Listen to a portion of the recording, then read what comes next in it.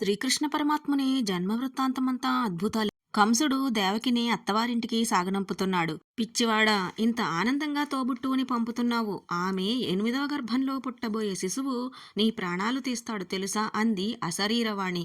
అంతే, దేవకీ వసుదేవులు చెరసాలలో బందీలవుతారు. 6 శిశువుల్ని వరుసగా కంటారు. వారందర్నీ కంసుడు అంతమొందిస్తాడు. 7వ గర్భంలో శిశువుని యోగమాయ తన శక్తితో గోకులంలోని రోహిణి కడుపులోకి మారుస్తుంది. 8వ శిశువు స్వయంగా పరమాత్మ స్వరూపం.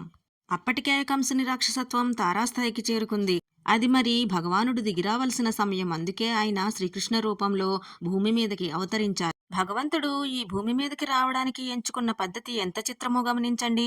అది కంసుని చెరసాల. వర్షాలు కురుస్తుండే కాలమది. కష్టపెడుతుందనుకునే అష్టమి తిథి, రాత్రి సమయం. కానీ వచ్చేది పరమాత్ముడు కనుక అప్పటి వరకు కాలుష్యం యొక్క మూర్తిమత్వంగా నిలిచిన ప్రకృతి ఒక్కసారిగా నిర్మలమైంది. శ్రీమన్నారాయణుడు చిన్నారి శిశువయ్యాడు.